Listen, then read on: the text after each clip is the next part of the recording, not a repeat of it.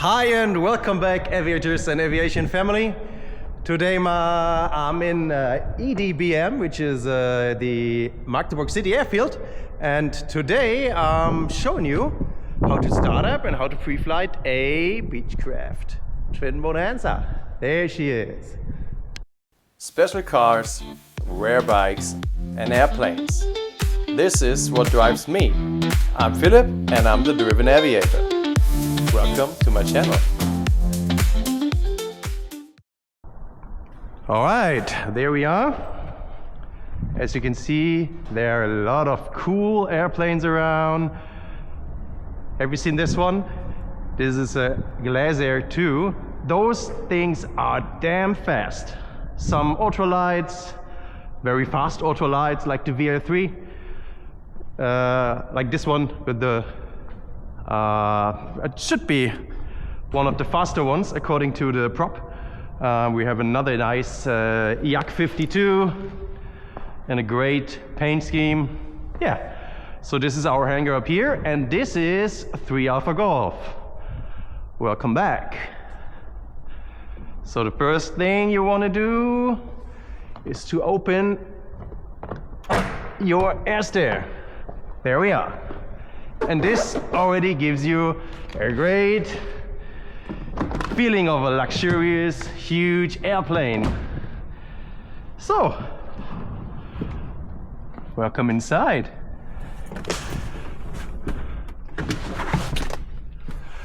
Gotta put my stuff up here. Look at that. A lot of instruments, and yeah, I'm happy to show you everything what this plane has to offer. The Beech Model 50 Twin Bonanza is basically a smaller King Air, and it's the great grandfather of the King Air. I will explain that later on to you. This has a lot of advantages because it flies extremely stable and it is kind of robust and yeah, can handle tough conditions. But one of the greatest disadvantages is to tuck her out, because it's absolutely not possible, even if you're 3 people, to get this thing out without a mover. So we have this little electric thing here, and as you can see, without me helping, it's not working. So this is not so easy as you could think it is. But once you keep it going, it is going.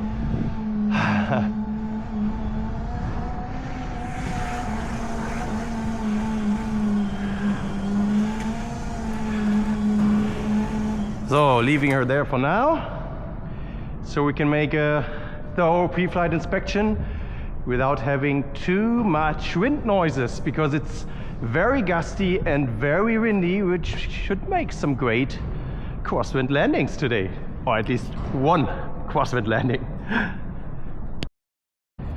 Usually water in the fuel is not an issue with this plane, but it was sitting for a few weeks now. So this, by the way, is our first baggage compartment. Look how huge it is, and that's only the smaller one.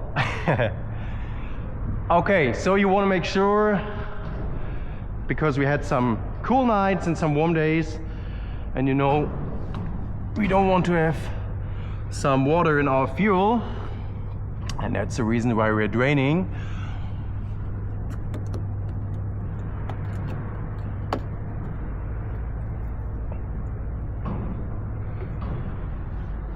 This is how it should look. There are a lot of fuel drains at this airplane, and yeah, I will drain one after another now, and then we're ready to move on. Look at this guy in the back.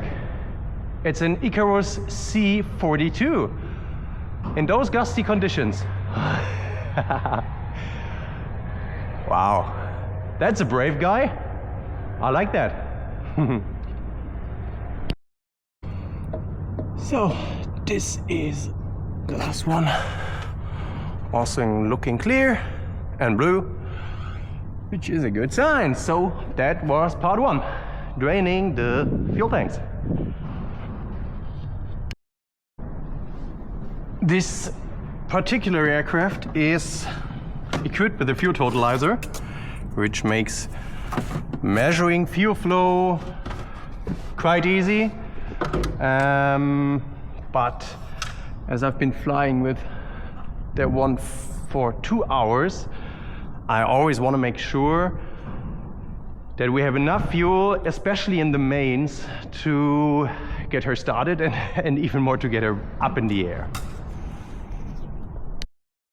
The Twin Bonanza has 4 fuel tanks in total. There are 2 outboard fuel tanks, which are the aux tanks. You can see them there, right behind the landing light. And 2 inboards, which are the mains. And those are the ones I'm opening here. So we have a very nice stick to measure the fuel. It's main and aux. So we use the one for the mains.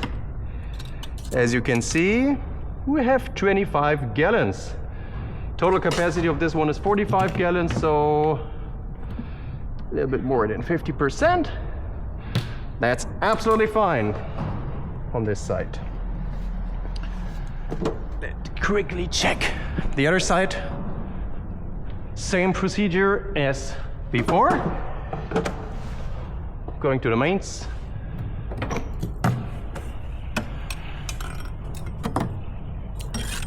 There we have 25 as well.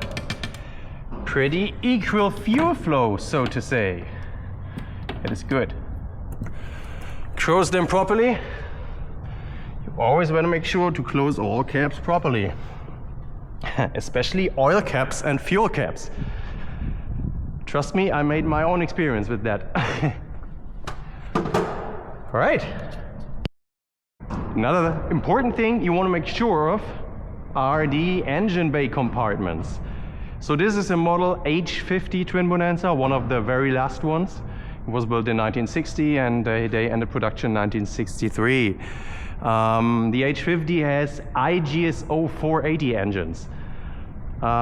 In general, the O and GO 480 engines are a very, very rare sight today because they weren't used in too many airplanes. As far as I know, there's the Dornier DO 27, there's a Piaggio P149, and in terms of a twin, there's the Twin Bonanza. So they use the GO 480 engines. 480 means 480 cubic inches, which is roughly 8 liters capacity. And yeah, G means geared because they have a reduction gearbox sitting behind the prop. And this gives you very low prop speeds compared to engine speeds. And less noise and in general, some great sound. As I told you, this is IGSO, which not only means geared, but also supercharged. We have a supercharger in here behind this engine cover. Oh, I forgot one. It's 4 per side. So yeah, there's the supercharger. As you can see here. And they are fuel injected, and that is the greatest thing of this engine. I mean, 1960 build and fuel injected. It was an analog fuel injection, not a digital one. I mean, it was 9 years before the Americans landed on the moon, so still pretty awesome tech. The injection is made from Siemens. You can see them up above, and they are, yeah, as long as they're working pretty good. They are pressure and temperature compensated, so you don't have any mixture. I will show you on the inside. There's no mixture at all. There's just a fuel cutoff. It's more or less like a condition lever, you know, from turboprop engines. So yeah. So I'm checking the engine bay. Everything looks as it should be and dry. We're especially looking for some blue leaks because, you know, blue means fuel, and we don't want to have any fuel leaks in those engine compartments because it gets pretty warm up in here. By the way, you see those ones? Those are augmented tubes. So the exhausts are coming here, and the augmented tubes are open. As you can see, you can look through them, and the cold airflow is going through them and sucks out the exhaust. Yeah, the other way around. So the exhaust gases suck out all the warm air from the engine compartment, and this makes a pretty cool climate in the engine bay. And even more important, you don't have and you don't need any cowl flaps. So no mixture control, no cowl flaps. Should be a pretty low workload, huh? Of course, we are checking all 4 sides. This one looks good too. Nice and dry. Of course it is a little used, but hey man, we're talking about 64 years old airplane. So, and the previous owner, Greg, took extremely good care of it. And that's the reason it is in such a nice condition. Looks fine. And ready to go. She wants to go. By the way, this is prop governor. You see our cylinders, you see our ignition. Yeah, that's pretty much it. There we go for the final one. Make sure to lose all 4 of them, of course, and make sure to fasten all 4 of them. So, look at that batch. Those kind of airplanes aren't built anymore, and I'm pretty sure they won't ever. So, we have a little oil leaking here, which I'm checking continuously, but it looks good. Nothing to worry about. And we're pretty good to go in terms of the engines. So of course this goes for all airplanes. You should take your pre-flight inspection very seriously. Never rush through it. And never let it out, of course. But this goes even more for such an old airplane like this one. So this is nothing you can just easily jump in and fly around. It just needs to be having an eye on it. But this is something I really like because it is, yeah, part of the game with an old aircraft.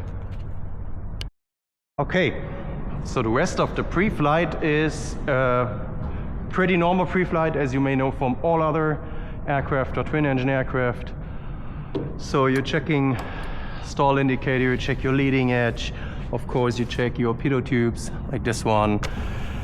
That looks good. You check your landing gear. And once again, let me tell you something about this landing gear, because it actually is a King Air landing gear. So the Twin Bonanza, as I told you, was the great grandfather of the King Air.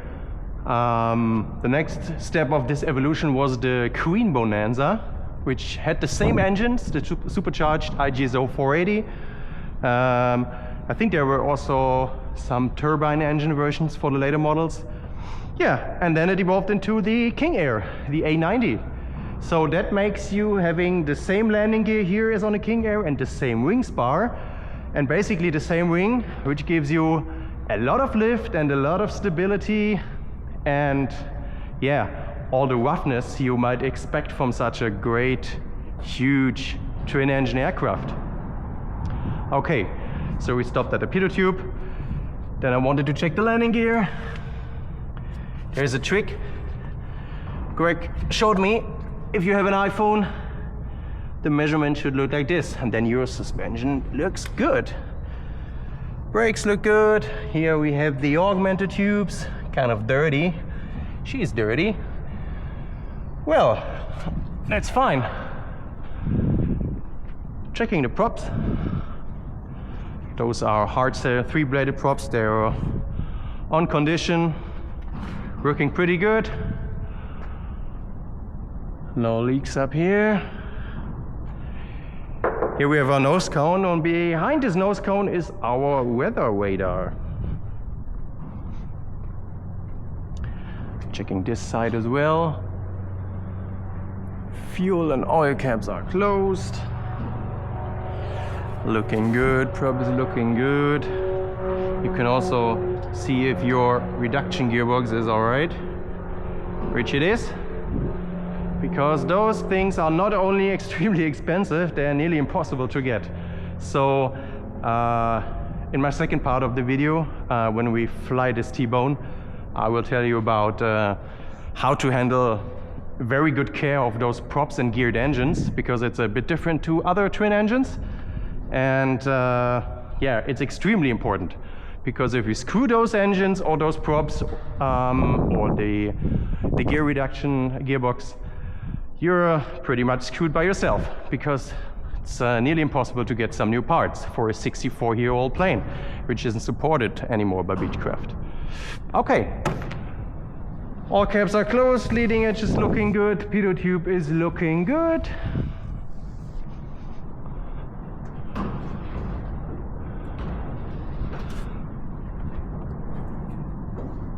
That's fine. Even when you feel that aircraft, you basically can feel how tough it is, and I like that. I mean, it was developed for the US Army and not for the civilian market, and because of this, static port is clean. Let's get to our stabilizers and elevators. I think you might hear the wind. Those are looking good. Tail cone, water. And they don't make waters like these anymore. I mean, it looks kind of old school. I absolutely love the look of that water, but it gives you a lot of water authority, especially in conditions like today when you have a lot of crosswind component. Have a look at the windsock. It's like nearly 90 degrees and we have up to 30 to 35 knots crosswind today, at least in the gusts. So this huge rudder is helping you keeping on track.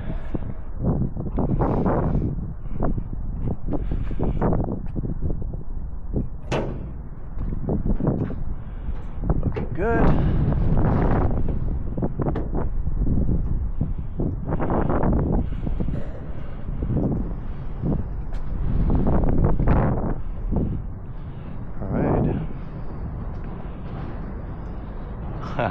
Look at the curtain. Curtain outside the window. Okay, tire is looking good. They look like they have low fuel pressure, but it's absolutely fine. This is the way they are supposed to look.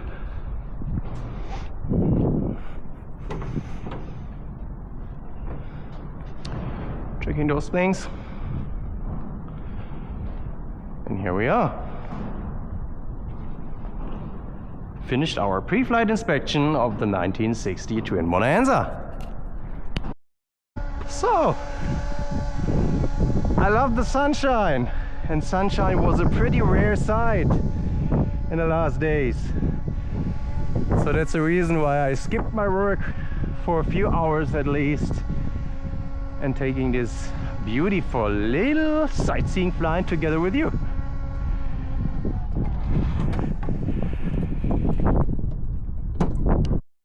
Before we hop in here, we want to make sure that our baggage compartment is closed, because there's a switch here, and this switch tells the engines not to start. It's kind of a mess because you don't want to get out, make the whole procedure again. Now we're ready to get in.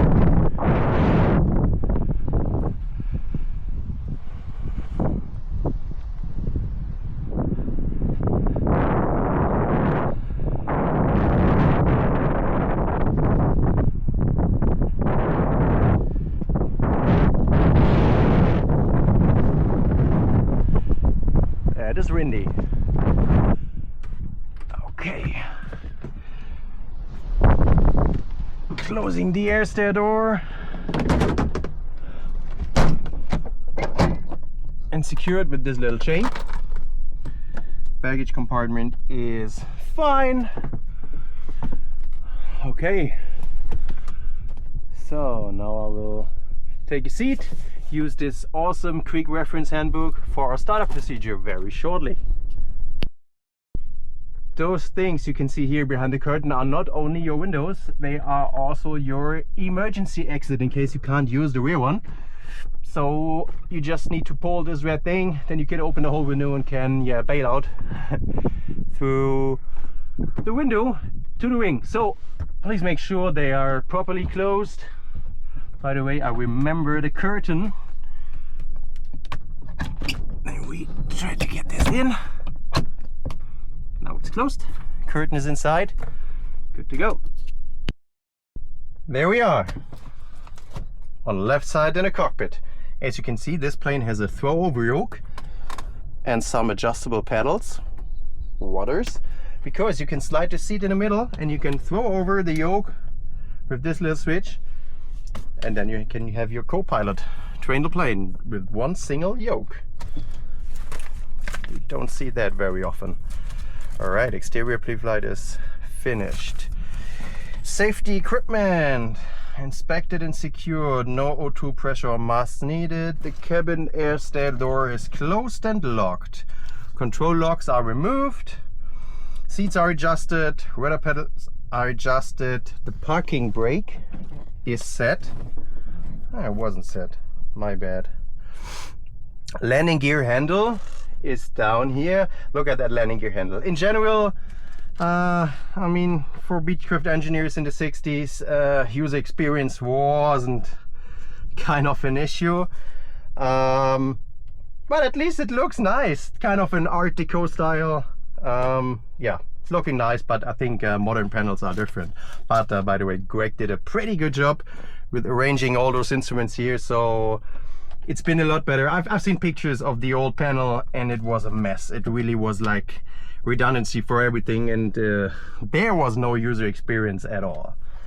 All right, okay, so this is our landing gear handle. It is down. The flap handle is in neutral, flaps are up, that's fine. Ignition and magnetos are off. The boost pumps are off. Looking good. All switches are off. Circuit breakers, those need to be out. And the rest looks fine. Circuit breakers are fine. Okay, the props are full forward. Another interesting thing, it's the complete opposite of modern planes. So the props are on the left side and the throttles are in the middle. So don't get confused by them, because it can be, yeah, kind of unfortunate. Throttles crack open. Throttles are crack open. ICO switches, those are those little ones.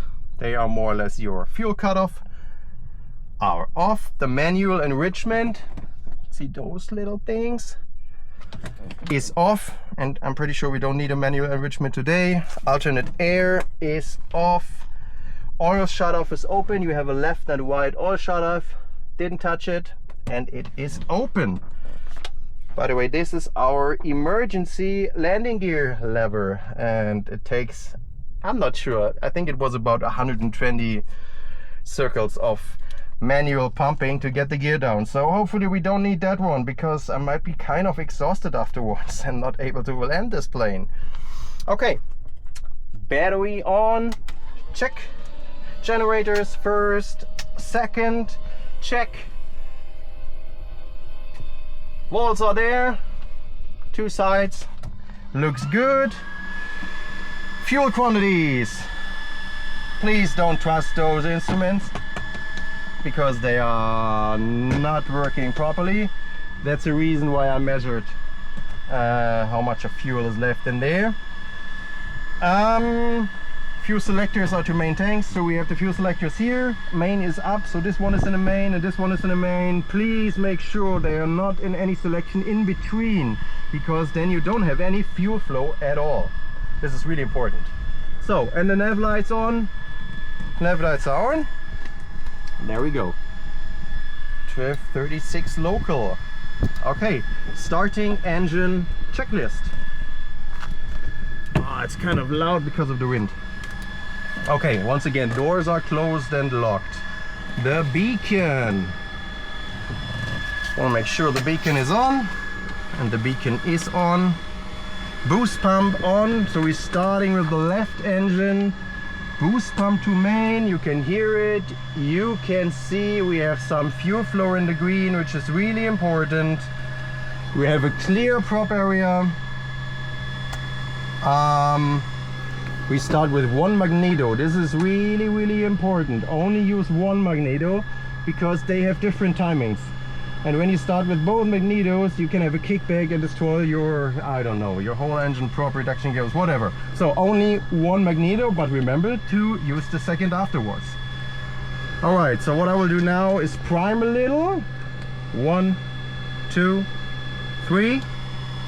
All right, and then I'm engaging the starter, and when she's about to run, I will turn the ICO switch on and give her a stable idle.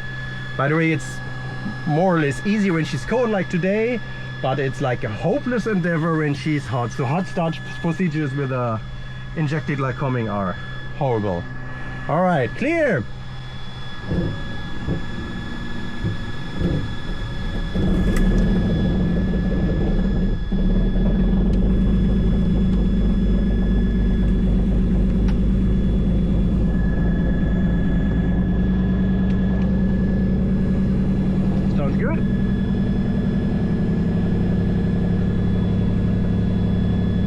Temperatures are coming up.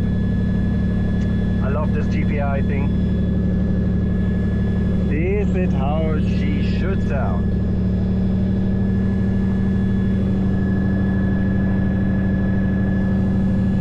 Alright. This was the first one. Boost pump off. Check.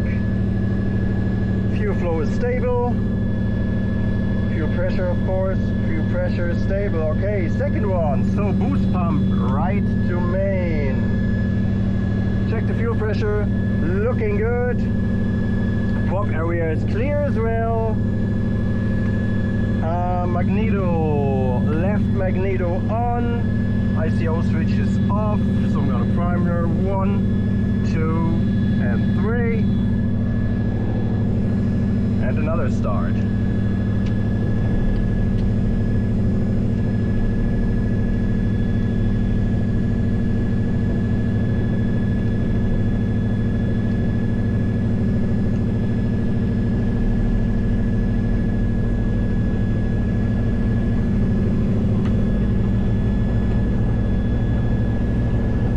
She wasn't running for a few weeks. Should be flying more often. Now running good.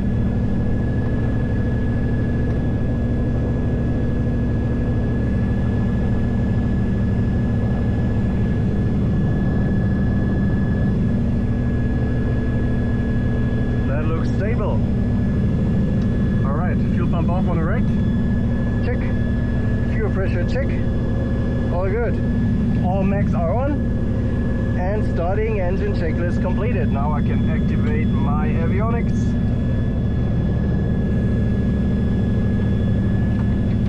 I'll be back pretty soon over my headset. Back again. I hope you guys can hear me. I'm not sure about that. Temperatures, pressure is looking good. Alright, before taxi, temperature, pressures, generators, looking good too. There's not too much load.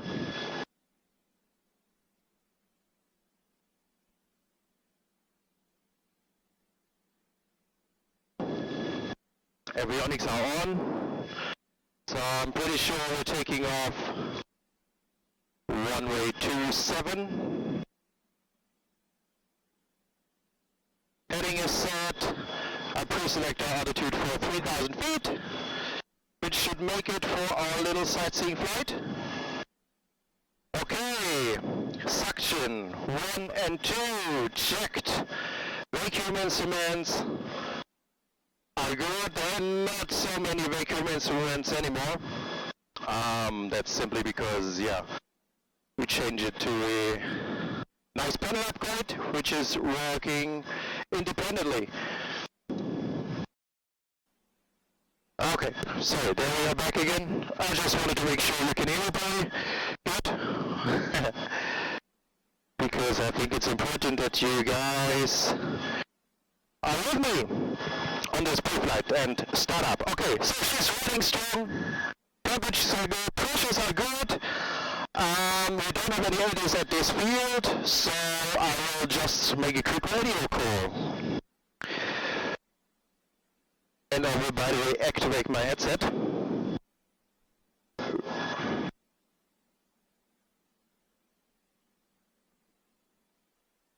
Oh, that's much better. Alright. Magdeburg Information, Twin Bonanza, November 773 Alpha Golf. Hallo? Oh, November Alpha Golf, Magdeburg Information, laut und klar, schönen guten Tag.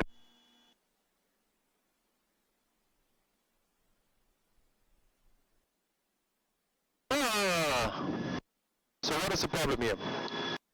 Da hätte noch ein UL gerufen. Bitte wiederholen. Like troubleshooting problems? Descender Mike, Kilo Golf, eine VL3, 2 POV.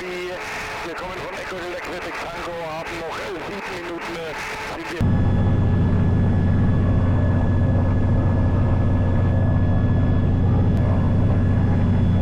So I hope you guys can still hear me. Unfortunately, the audio is not working. So I activated the speaker up here, so you can still, yeah, bear with me, hopefully.